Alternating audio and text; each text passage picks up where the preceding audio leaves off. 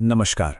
आज हम जिस कहानी की बात करने वाले हैं वो सिर्फ इतिहास के पन्नों में दबी एक कहानी नहीं है, बल्कि ये महत्वाकांक्षा, लालच और आखिर में विजय की एक दास्तां है। जरा सोचिए, समुंदर की लहरों से लड़ता हुआ एक जहाज भारत पहुंचता है और एक विदेशी कहता है, मैं तो बस व्यापार करने आया हूं।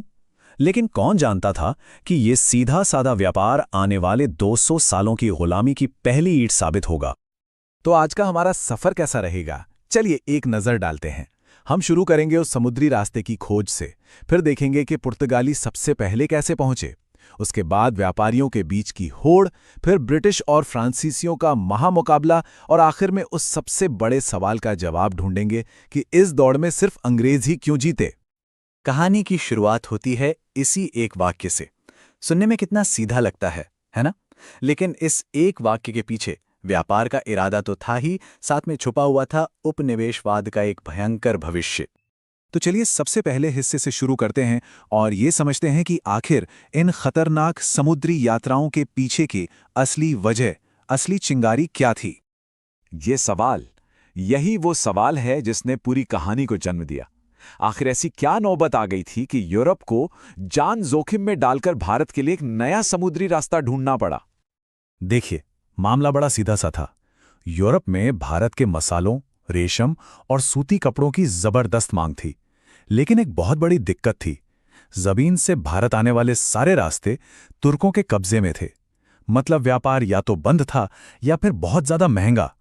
तो यूरोप के लिए एक नया समुद्री रास्ता खोजना अब कोई शौक नहीं, बल्कि एक जरूरत बन गया था।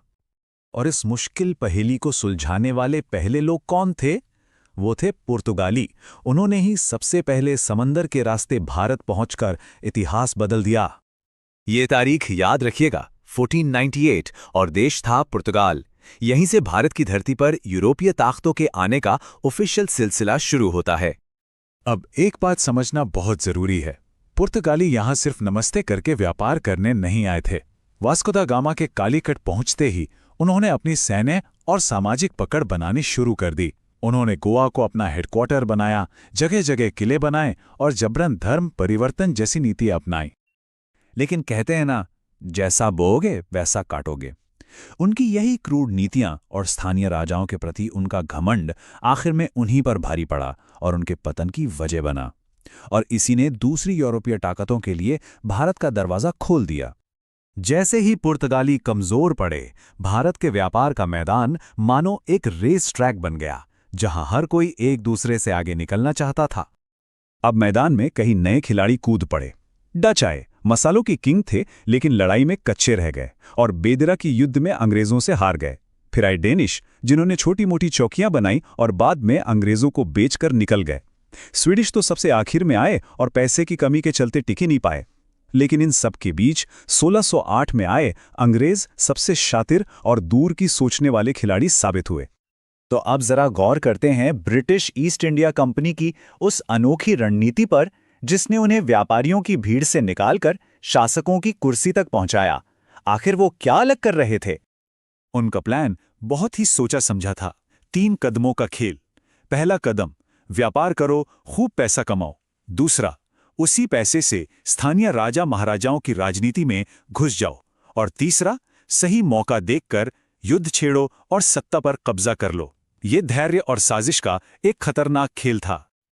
और इसके बाद शुरू हुआ वो महामुकाबला, वो फाइनल मैच जिसने भारत का भविष्य तय कर दिया। ब्रिटिश बनाम फ्रांसीसी। दोनों में जमीन आसमान का फर्क था। एक तरफ थे अंग्रेज, जिनका लक्ष्य साफ था, पूरे भारत पर कब्जा, और इसके लिए उन्हें अपनी सरकार और अपनी ताकतवर नौसेना का पूरा सपोर्ट मिला। वहीं दूसरी तरफ फ्रांसीसी बस एक बड़ी कमर्शियल पावर बनना चाहते थे, और उनकी सरकार भी उन्हें पूरी तरह से सपोर्ट नहीं कर रही थी। ये पूरी जंग लड़ी गई कर्नाटक के मैदान में 3 हिस्सों में। पहला युद्ध तो बस एक दूसरे की ताकत को तौलने जैसा था। दूसरे युद्ध में दोनों ने भारतीय राजाओं के आपसी झगड़ों में दखल देना शुरू कर दिया। और तीसरा और आखिरी युद्ध वो निर्णायक था, जिसमें अंग्रेजों ने फ्रांसीसियों को हराकर भारत में अपने राज का रास्ता बिल्कुल साफ कर लिया। तो घूम फिर कर हम उसी सबसे बड़े सवाल पर आ जाते हैं। जब इतने सारे देश भारत आए, पुर्तगाली, डच, फ्रांसीसी, तो फिर सिर्फ अंग्रेज ही पूरी बाजी कैसे जीत गए? चलिए इस टेबल पर एक नजर डालते हैं। ये पूरी कहानी का सार है एक ही जगह पर। पुर्तगाली और डच आए और नाकाम रहे। डेनिश और स्वीडिश सिर्फ व्यापार के लिए आए थे और गायब हो गए।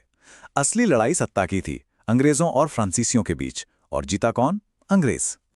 तो सवाल वही है कि जब इरादा सबका व्यापार का था तो ये अंग्रेज राजा कैसे बन बैठे? ऐसा क्या किया उन्होंने?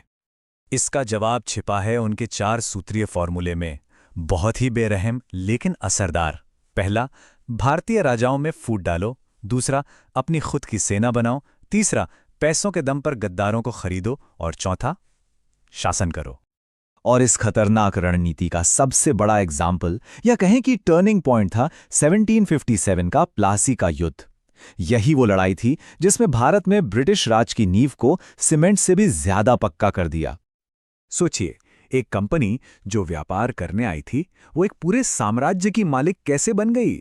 ये तो बस ट्रेलर था। प्लासी के युद्ध के पीछे की असली साजिशें और ईस्ट इंडिया कंपनी के काले कारनामे वो एक अलग ही और भी ज्यादा गहरी